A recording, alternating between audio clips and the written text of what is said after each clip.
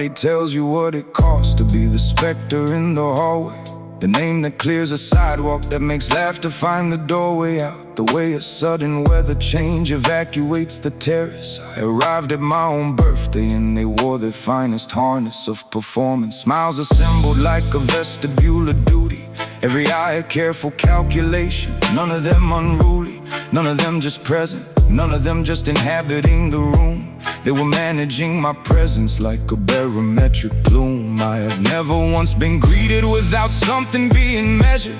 Never sat beside a man who wasn't somewhere being tethered to the version of himself that knows what rooms like this require, and the version that just wanted to sit down beside a fire. This is the weight of being feared, not the throne, the isolation. Every room a different shape of the same constellation. Men who orbit, never land, never drop their calibration. This is the weight nobody sees beneath the reputation. The gravity of dread is loneliness with elevation. A man above the clouds, still starving for a conversation.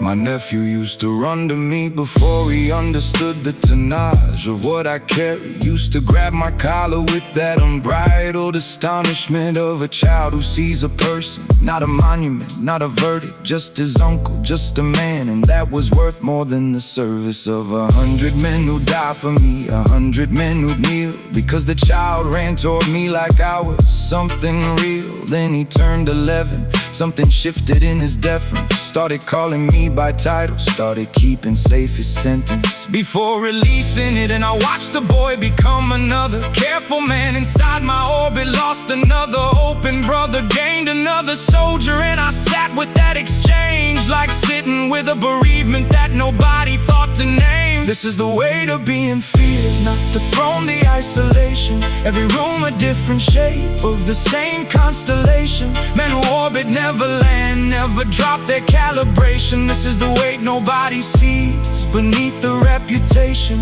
The gravity of dread is loneliness with elevation. A man above the clouds, still starving for a conversation. There was a woman once who looked at me without the tremor, held my gaze the way you hold a cup, warm without agenda.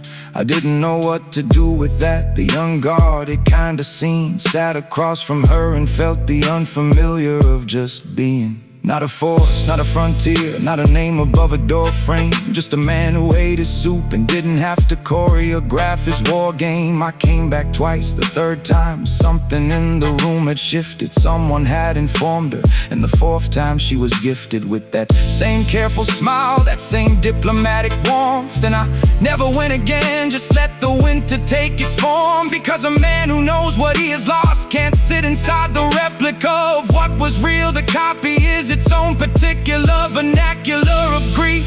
I chose this, let me not disown the choosing. Every door I walk through knowing what I'd be excusing from my life. The casual, the unannounced, the tender, the kind of love that doesn't check the room before surrender. I built the dread, I cultivated every hesitation, watered every rumor like a garden of persuasion. And the garden grew so tall it blocked the sun from finding the man inside the garden, still desperately reminding himself that this was worth it, that the empire had a purpose, that the weight was just the toll of breaking past the surface of ordinary living into something consequential. But consequence without a witness is just monumental and essential loneliness. The room goes quiet every time I enter. I used to want that, now it's just a splinter. Working deeper past the anesthetic of the power, past the theoretic of the throne.